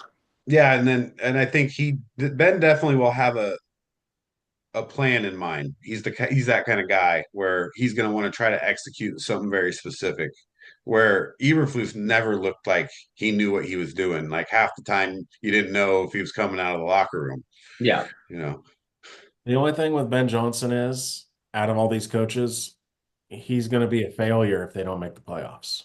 Well, yeah, because he's going into a good situation. Yeah. The other coaches, it's like, oh, they improved. That's Well, okay next but year. here's the problem. Think about their division still. Yeah, but here's the thing is he turned down the Commanders last year. How did Yeah. that look? Well, I mean, Quinn. I hate to say it, but Quinn's like a Vrabel to me. He's a guy that's going to put together. He's got this is what I have. This is what I'm going to get out of him. And is Ben Johnson? I don't think Ben Johnson's that guy.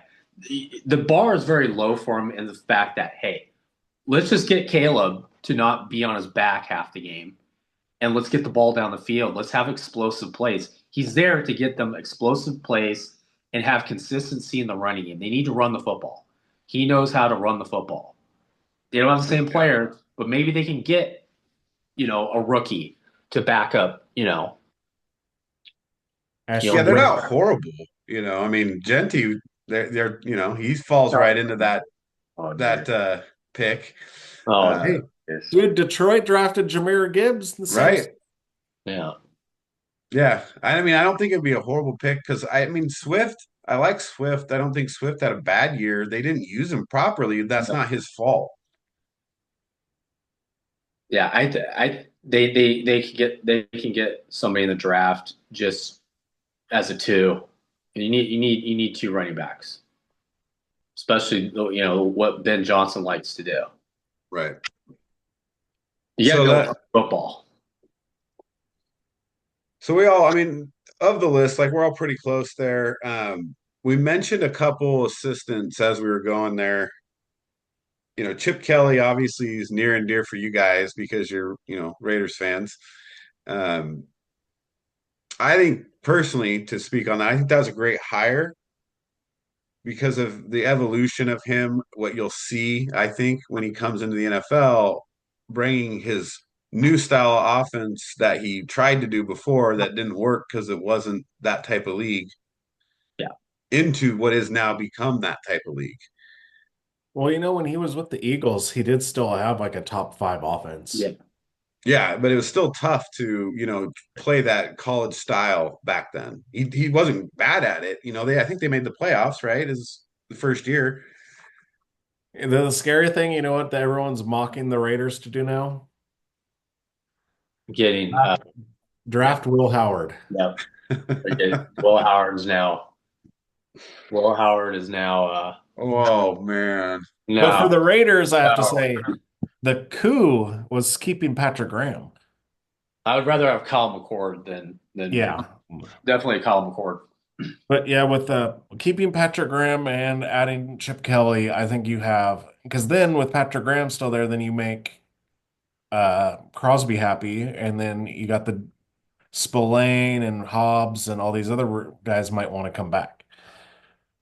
And I mean, he almost had the Jags job before Cohen. Yeah.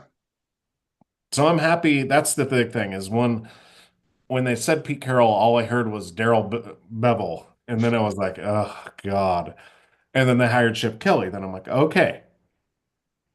See, Antonio Pierce could have had Chip Kelly last year. Did you hear what happened there? No.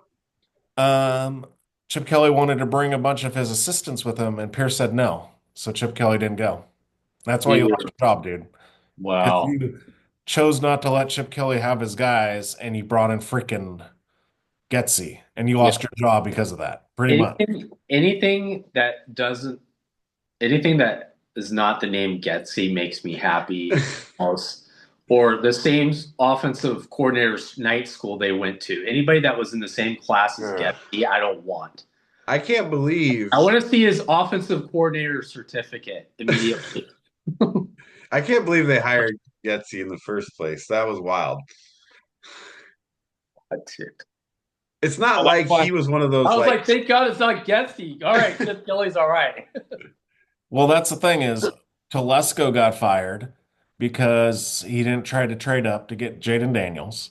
Yeah. I don't think the Commanders would have traded him. But since they knew that, Kingsbury turned them down to go to the Commanders because there's like, well, I'm not going to go to a place that has no quarterback.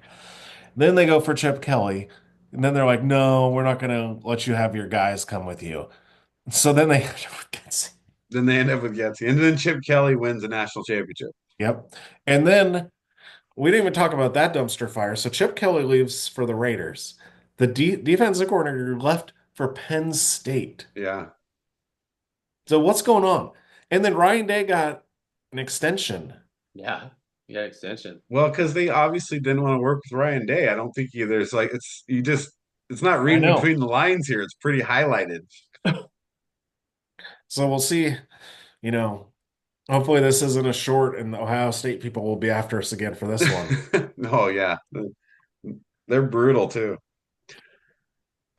So there was another one though that I wanted to talk about too. Um, so looking at the other defensive coordinator hires, what are some other ones that you guys either liked or didn't like? Eberflus. Oh, that was it. Yeah, that was it. I mean, you're talking about he's the hot shot defensive coordinator again for the Dallas Cowboys. I So wonder how yeah, I wonder how Michael Parsons felt about that. He actually we should know because he talks all the time about his feelings. It's amazing to me. so you get so that was the thing, Dallas, right? So you get Schottenheimer and Eberflus, and you're already talking about like you're supposed to be this good team. You're not living up to expectations. And what do is now you bring in two guys that Yeah. aren't going to live up to those Well, expectations. I mean, technically though, Eberflus is a good defensive coordinator, isn't he? Well, I mean, he did. Yeah, He was for a little bit, I would say, when he was at Indianapolis.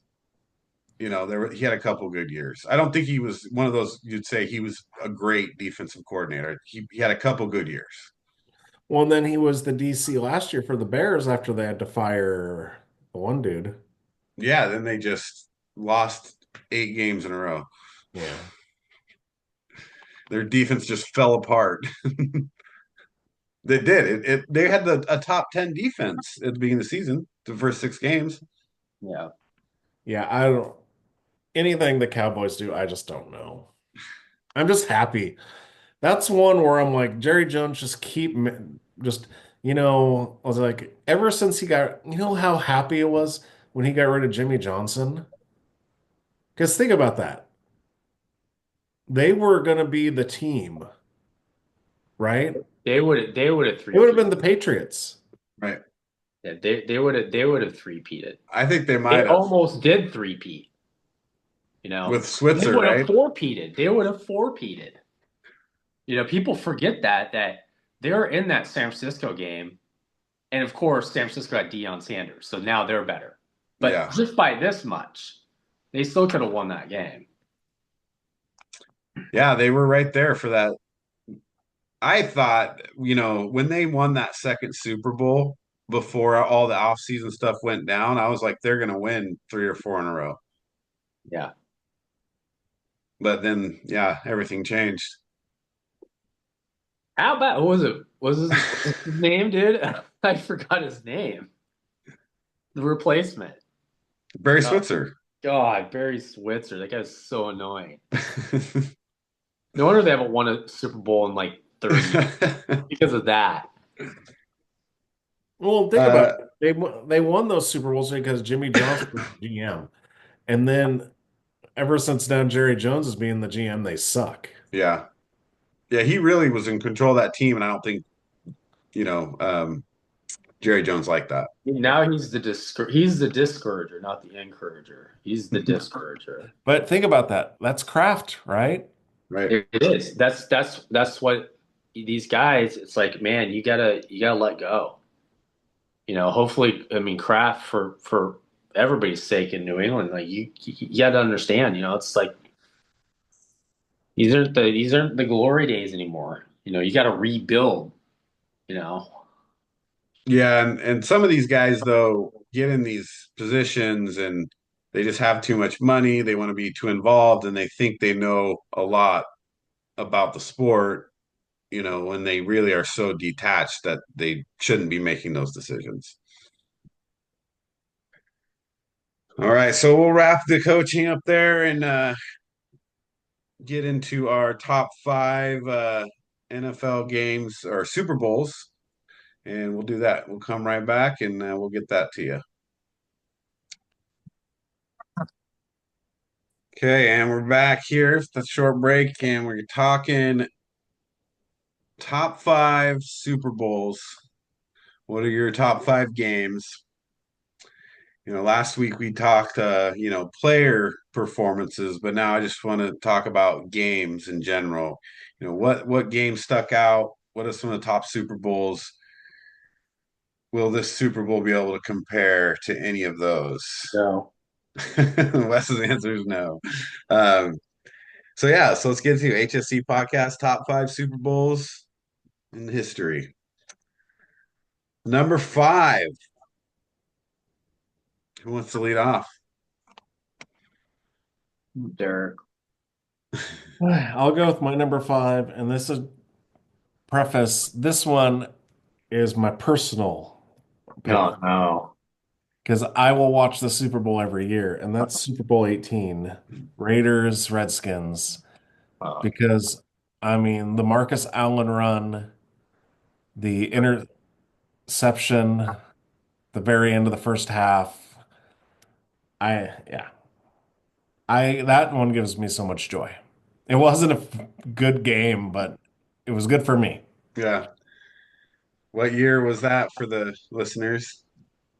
Was that 84. 84? 84? 84. 83 season?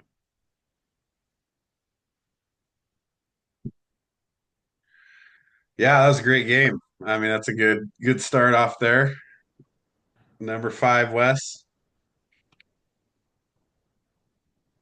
Mine is Super Bowl 12.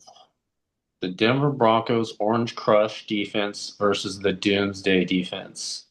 It was the first Super Bowl played in the Superdome in 1978. That's the best defensive Super Bowl I've ever seen. Both defenses, Tom Jackson, you know, was an animal in that game.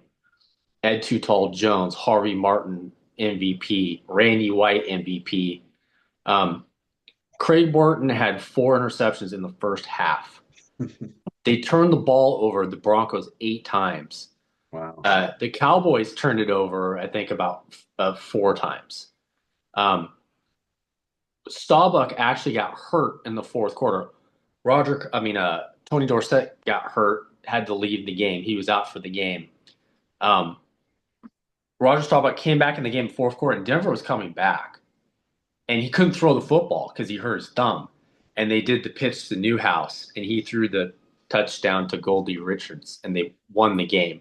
But the score didn't emulate the game. It was a really physical game.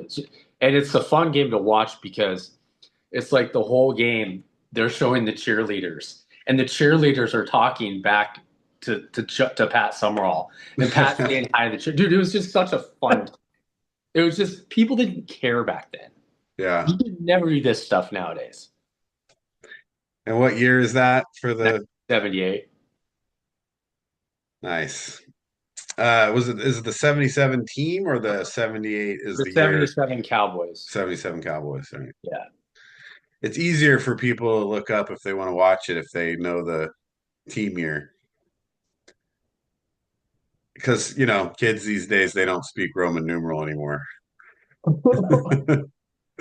uh my five's opposite of yours as far as like how the game itself or the teams, I guess. Because mine's the greatest show on turf. 2000 Rams. That was such a fun game. Yeah. Not just because they didn't score as many points as they normally do, but just all the players in the game and Warner and Bruce and Holt, Marshall Falk. But then the Titans like came to play, and gave them a really great game. And then of course it comes down to one of the last plays where he comes up short on the touchdown and the Rams win. But for me, I had to put that one in there because of that Rams team. Like I just love that Rams team. I could watch them play every game. They were fun to watch. So I snuck the 2000 Rams in that list.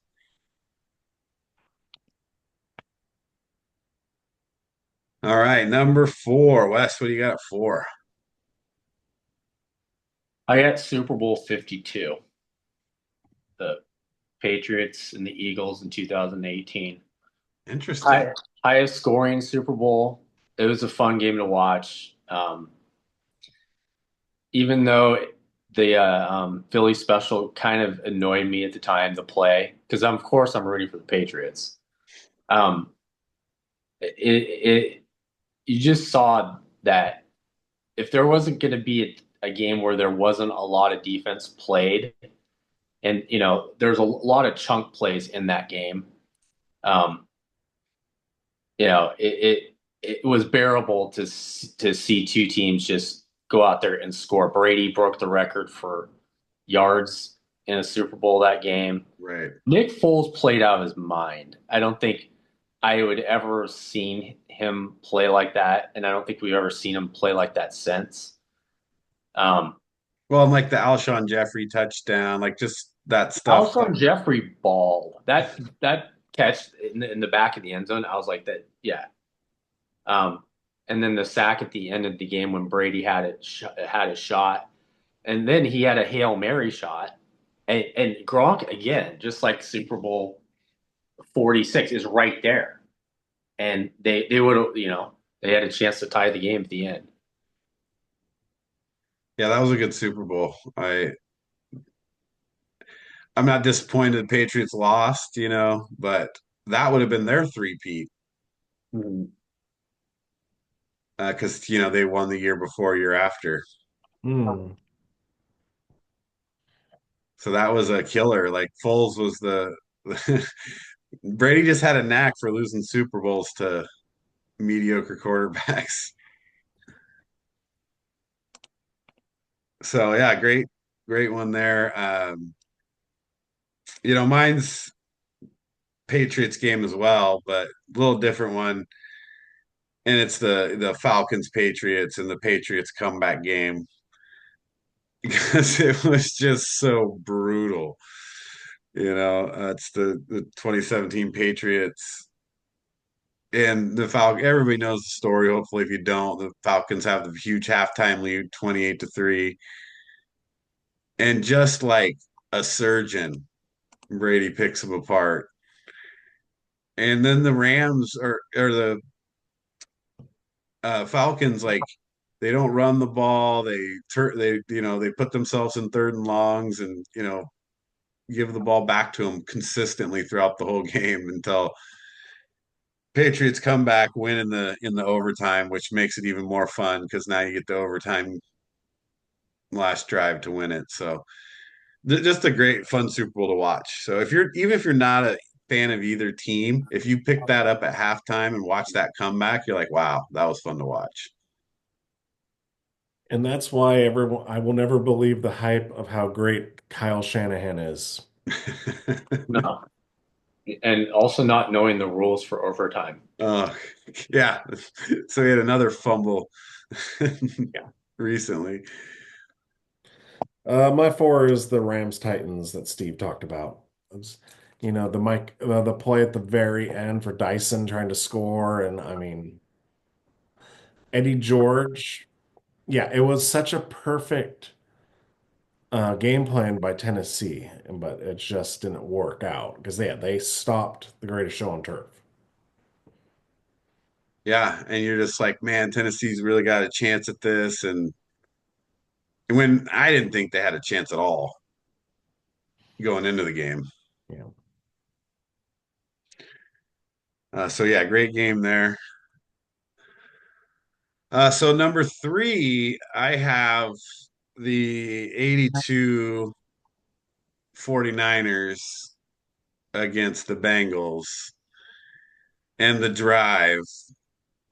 And the reason, so it was a great game the whole time, right? Because you got two good teams. Bengals played a lot better than they should have been played against the 49ers. You really thought the 49ers could have dominated that game, but Boomer, coming out and all these Icky Woods, all these players and the Bengals back then were fun. But still the 49ers find a way to pull it out and it's the drive. But you said 88 season. 82, yeah. Oh, 80. I 88, thought you're, sorry. dude, I thought you were going like Super Bowl highlight I 16. thought you were doing Ken That's like one of the Anderson. best Super Bowl Yeah, highlights. yeah, sorry. They have the best music in that one. Yeah, sorry, I was like, 88. whoa. Yeah, we're all doing the wrong number, but yeah, so I remember the drive though, like watching it and every play in that drive, like as you're watching it go, and you're just like, they're gonna come back and they're gonna win this game on this drive. And then they did, and then they go to John Taylor instead of Jerry Rice and win the game. And it's just, again, it's one of those exciting things. I don't think you have to be a huge football fan to watch that game and be excited and, have fun watching how it finishes. If you're having a Super Bowl party, that's the kind of game you want at your party because everybody gets excited. So I had to throw that in there.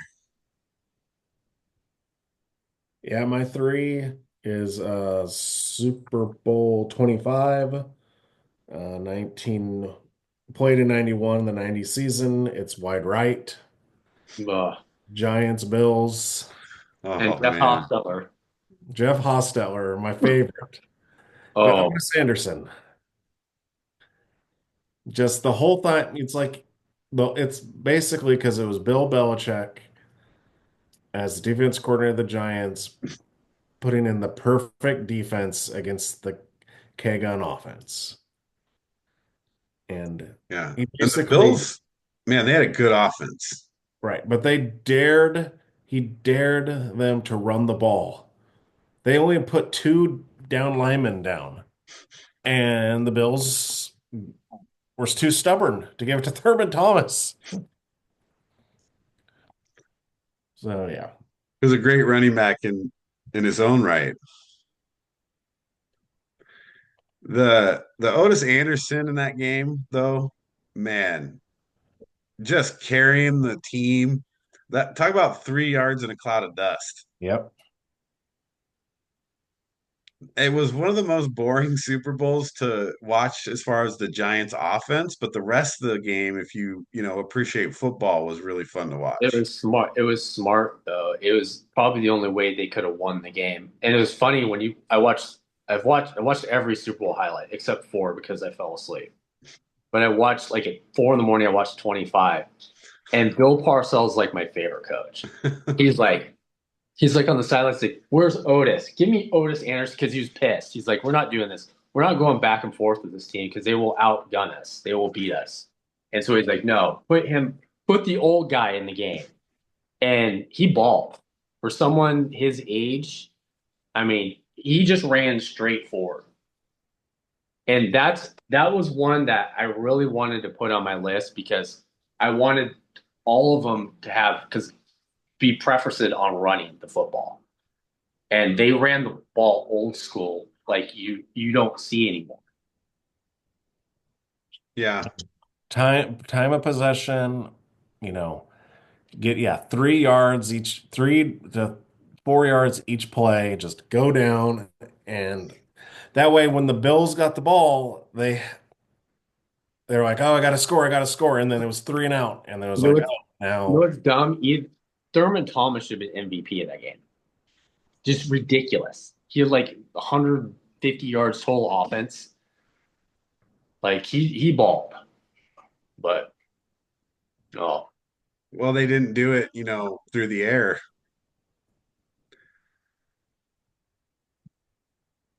But it was still a fun game to watch, yeah, especially if you want to see those close Super Bowls, which I think everybody wants to see, right? Ideally, a close Super Bowl is unless you really are rooting for the other team. Because come on, think about it. For us, like in the 80s, early 90s, it was basically most of the games were blowouts. Right. sure. When we were kids, there were almost all of them were blowouts. And so when you see when you watch, it was Super Bowl around 30 that everything changed. And then all the games became much closer. Yeah, except Baltimore and the Giants. That was the worst. That's the worst. Let me just say that's the worst Super Bowl. No, Tampa and the Raiders are the worst Super Bowl. That was pretty ugly. The worst Super Bowl, but the best Super Bowl is the Niners Broncos. I watched that. I watched the whole game. I was like, it was a massacre. It really That's the was. best. That's the best single year team, in my opinion, is the 89 49ers. Like if you had a team, you had to put it together in one day, you had to go out and play some pickup football. I'll take the 89 49ers any day of the week. Right. They're just stupid defensively and offensively. Yeah, and you won the Super Bowl 55-10. Okay, so that was My three. your three. So, Wes, what's your three? Yeah, you get. Steve, I know everyone likes the close games and the exciting games and the crowd, but you have to really like football or love football to love the Super Bowl. It's Super Bowl VII. I've seen Super Bowl VII 10 times. I watch it because they run the football. It's like the old school where we go to war and you had terms. Okay, you have to do this, and then you can do this. That's this game.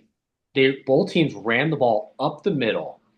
I've never seen a running back lose his helmet by getting hit, like jumping up in the air. Four people lost their helmets in that game. And but it's all about Larry Zonk. It's all about running the football and then throwing the ball deep. Both teams did it. You had crazy plays where Garrett LePremier like tried to throw a pass and batted it up, and Mike Bass ran it back. That's the only points the Washington Redskins scored. But it was, for Miami's undefeated season, they thought they're going to choke it away, and it's just classic football. It's like the one game that you could actually watch of the classic games. Because if you watch Super Bowl III, it's the most boring game you've ever seen. But it's the most historical game because it's the first time the AFL won, and that's why we have this merger. That's why we have the NFL today. But it's boring. This game I liked it, but you have to really, really like the nuances of running the football the way you're supposed. They only ran two out the ball outside twice, but Larry Brown ran the ball harder than any running back I've seen in a Super Bowl. He got killed. He got lit up by the Noni defense, and yeah, I like defense and I like the old school, concepts. Well, and you're capping off the undefeated season. I mean, that's in It, itself is what I liked about it, they worthy. didn't make a big deal out of it. I mean, it's like how many more times we have to hear about three-peat? How many times the last week they're going to cap off the three-peat? Nobody talked about they went undefeated, and it was kind of in the background. It Okay, and was they just did champagne toasts and celebrations every now year they once the act like a last bunch of team idiots. lost. They were cooler than back then. But dude, Larry Zonka is like my favorite player because he's just like run the ball and he ran right at the Redskins and they couldn't stop it. He should Right. have been MVP, but it's Jake Scott. And that's the old school football, because you're talking 73, Oh yeah, no, everyone's like 72. Well, nobody 72 talks Dolphin about team, it, right? 73 Super Bowl. You're 72 is the 72 Dolphins, yeah. undefeated, 17-0. Number two. Let's see, Derek. I got Super Bowl 42, the 2007 season, 2008. Giants, Patriots. The David Tyree catch defeating the Patriots from having a perfect season. And that game had it all. I mean, you had the defensive line for the Giants just wrecking the Patriots, and you had crazy plays being made both sides. So yeah, that was a very entertaining game. It did give that extra element of entertainment because you're like, are the Patriots gonna get the undefeated season? And after how many years since it happened, right? You're 35 years later or whatever. So yeah, that was an exciting game to watch. It's still, Eli Manning, and the Giants, but their defense came to play, so that was really fun. It was just again, it's the same. It's kind of the same as the undefeated Dolphins. This was supposed to be the undefeated Patriots. And we all kind of walked in like they're gonna pull this off. They have Randy Moss, and they came up with the perfect game plan. And you like halftime, and we had our Patriots friends. We're like, dude, they're gonna be so mad to lose. Yeah, it I'm doesn't just look keep my good. mouth shut because one of them will probably kill me. Probably could. I That was didn't keep rough. my mouth shut. Dude, I did. Remember that? And he's like looked at us. I was like, Simon, don't kill me. I said the page. I didn't predict the Giants were gonna win. I don't think I did. Who knows? But it was rough though if you're a Patriots fan because I mean it's not like the Patriots already had a lot of success up to that point, but that was like the mountaintop. Yeah. And you got kicked off the mountaintop by Eli Manning. Oh yeah. Well, and then, everyone thinks of now as Tom Brady is the GOAT, but back then, the early Super Bowls for Tom Brady, that it was the It defense. was defense. And then in this Super Bowl, Brady had like the huge numbers going into it. Right. So it was like about the offense. But the defense coordinator of the Giants was, right? Bags. Spagnola. Yep. Yep. Well, he's still having success to this day, and he's got that Super Bowl experience. So Boo. watch out, Eagles. See, Boo. watch out, Eagles. You might be the next Tom Brady. All right, Wes, number two.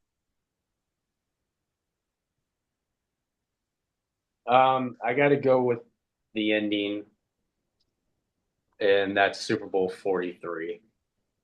I mean, I remember us watching the game, and it was the funnest game to watch. We had so much fun watching that game because the ending was the catch by Santonio Holmes.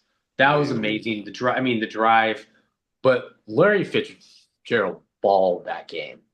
That was just like he was unstoppable. It's like you're not stopping in the second half, fourth quarter. He was just and the plays, the big plays, the fumble return for the touchdown, like that could Yeah. have completely changed the game. And normally, I wanted traditional, like it wasn't like the greatest running game Super Bowl, but the action in it was dramatic. It was like theater.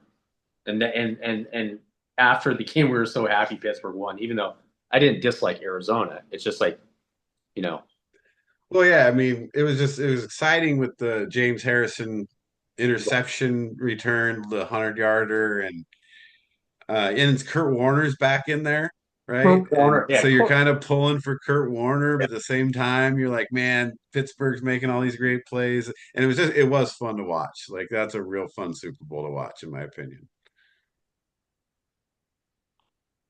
I wasn't rooting for the Steelers, Wes. I don't know what you're talking about. I mean, Alex was. I was kind of rooting for the Cardinals as well. So let's see, number two for me, it's the 72 Dolphins winning the 73 Super Bowl. So the undefeated season and that type of game when you just have smash mouth football and then but you complete an undefeated season, it hasn't been done. Who knows if it will be done? And it's old school football. It's something that you people should go back and watch, but also like appreciate and understand and give you an idea of like the history of football and what great teams looked like back then and how great football was played. So I had to throw the undefeated Dolphins in there as well with that walloping 14-7 win. Yeah, if you look at the score, like this is a really boring game. But again, it's almost like watching the old school like UFC when they're on the ground and they're like, "This is boring," but no, Right. it's a lot of strat. It's just A lot of strategy happening. yeah. All right, number one. What do you got, Wes? I got the Super Bowl in 1979, Super Bowl 13, Dallas Cowboys, Pittsburgh Steelers. It is it is a Super Bowl with the most Hall of Famers in it. 15. 10 for Wow. the Steelers, 5 for the Cowboys. Uh, It's just this was like one of the first Super Bowls where they said these are the this is the Super Bowl for the team of the decade because Dallas won two Super Bowls and the Steelers won two Super Bowls. Um, but the action was great. Stallworth 80-yard touchdown. Swan a big catch in the fourth quarter. Um, the Cowboys came back, scored two touchdowns in the fourth quarter. The hits, Tony Dorsett was just lights out. You're probably not going to see too many running backs run like Tony Dorsett with power, speed, finesse. Roger, getting old, he ran for his life to win that game. Just they both deserve to win. They both are champions. Dallas was the defending champion. They won in Super Bowl 12. Terry Bradshaw balled. He had a bad second quarter. He actually fumbled the ball, and they ran it. Hollywood Harrison ran it back for a touchdown, and they thought, oh, Dallas is going to beat up on the Steelers, and the Steelers came right back. Everybody, all the stars came out to play in that game. It wasn't like, hey, there's just Patrick Mahomes and Travis Kelce. It was like I said, there are all stars all over the field. They all balled. Randy White played with a broken hand. He had a cast on his hand. He got the ball on a kickoff and he fumbled it, and that's when they threw the Lynn Swan touchdown. And I've watched the game. I watched it every year. It's one of the last Super Bowls. I watched the whole game. It's that good. So Super Bowl 13. Yeah, and close, all That's games. 35-31. Right. But it wasn't, both teams were just back in it the whole game, back and forth, And, especially in the fourth. and everyone says Jackie Smith is the biggest play because it was 21-17. Dallas is driving in the third quarter. Jackie Smith is in the end zone wide open, and he dropped it. Yeah. And what's sad is people remember that more than they do the other great players made. Mark Andrews. Hey. Of course. There's has to bring us back to today. Right. Dude, where's that guy at? So, I mean, you guys know my number one. Yeah. It's got to be Super Bowl 20. I mean, come on. It's the 85 Bears. I mean, first, just, you win 46-10. And so to watch the game, it's just fun to watch, especially when you're a Bears fan. But you're also talking about, arguably the best defense to ever play. And they proved it all year, and they proved it again in the Super Bowl.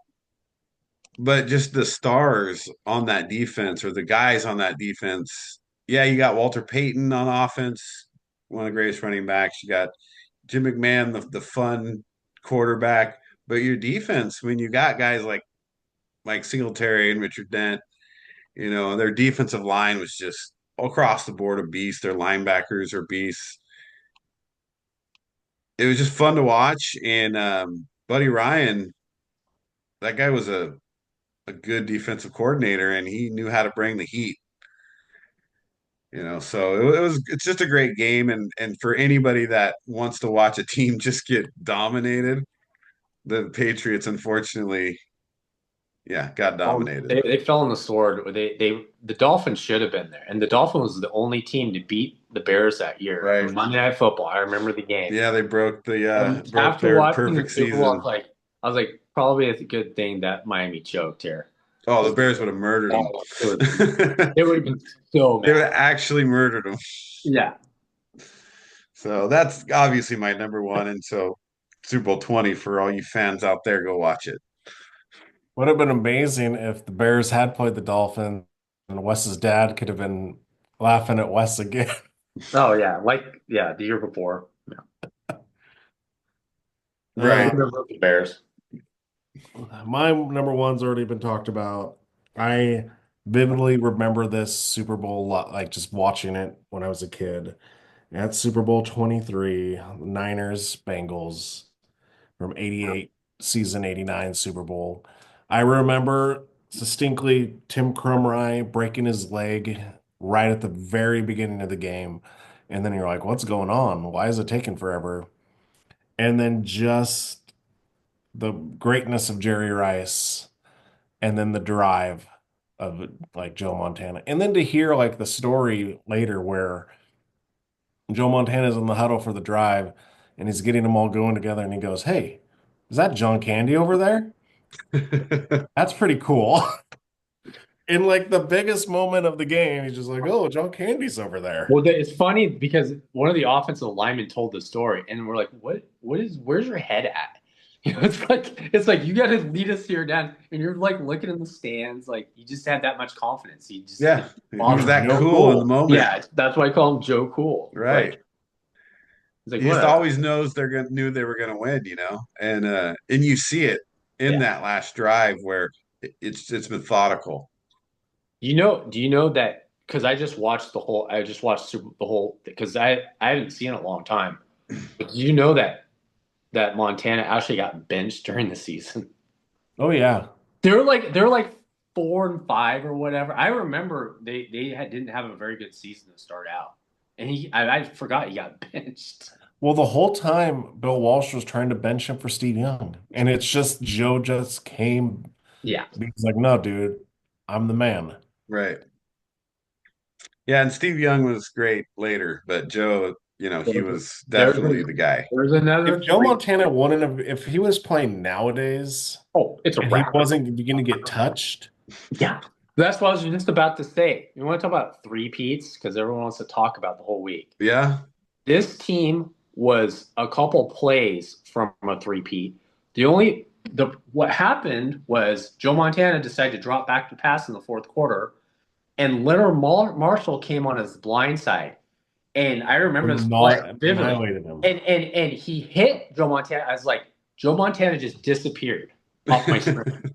Like he hit him from behind and rammed him into the ground. I was like, Joe Montana's dead. He buried him. He killed him and buried him at the same time. And that ended their three-peat right there. Right. Now, what do you think would have happened? That scenario where, back then you can not only touch the quarterback, you can just drive him in the ground. It's a completely different game. Yeah, they would have got their penalty in the first down, and Yeah. The guy would have been ejected. Been ejected and fined and reprimanded and ridiculed. Well, because at that time, the 49ers were just so good. Oh, And it's like the next year, that's when the Giants, they win that year, the they win the Giants, Super the Bowl. Giants were just tough. I mean, they were defensively, they were better than the Niners. And of course, the Niners are better offensively. But Bill Parcells and this is Bill Belichick at his best. This is when people don't know this, and if you don't know this, look it up. Bill Belichick was the defensive coordinator for the Giants in those 2 Super Bowl wins. Right. That's why they're so freaking tough. Freaking Parcells. And just Parcells think will never about get that, the credit. what that NFC during that time, like the Niners would have, the Bears defense. You had the Vikings defense. The Vikings were really good back then. You had the Giants, the Redskins. The Redskins had a good defense. They're just brutal. Yeah, Redskins were there, all the time too. They were one of the The top teams. Rams. The Rams, yeah, the Rams, yeah. This is back when defense, like, hey, you need a defense. You have to have a defense to win a Super Bowl. Well, that was back when if you Well, came out of the NFC alive, you're going to win the Super Bowl. yeah. In that sense, I do like the evolution of the game. It's like some of our teams none of the teams would never win because they didn't have a defense. Now it's like everybody has a patchwork defense, or they had a great scheme like Spagnola. Right. It's like it's schematics. It's getting guys in the right spots and blitz packages But you got to think that, and maybe it is Spagnola, but Kansas City's defense has helped them a lot this year. Okay. Oh yeah, Just the whole that fourth down play call against Josh Allen, where he just sent the house and he's like, "Oh." Yeah. Well, I mean, even the fact that they stopped it, I mean, whether they stopped it or not, it's controversial, but the fact that you had to review it, that's crazy because that means you're stopping Josh Allen on a, Right. tush push quarterback sneak. Yeah, I'm talking about the last drive Yeah. where it was Oh yeah, fourth yeah. down and like he had no time at all. Right, right. Because he was like, I'm gonna win it or lose it right here. But that's Spagnola for you. Yeah. You got to watch for the blitz. All right, so that was our top five Super Bowl games. So that was a great topic. So we'll wrap it up there. Appreciate everybody listening. Don't forget to subscribe and like. Don't forget, as we finish up football season, we listening for comments and look for comments for topics. If you've watched podcasts before, you know we do tons of top five movies. So anything sports, entertainment, let's hear some of those comments and we'll get on those future topics for you. So thanks for listening. We'll see you next time.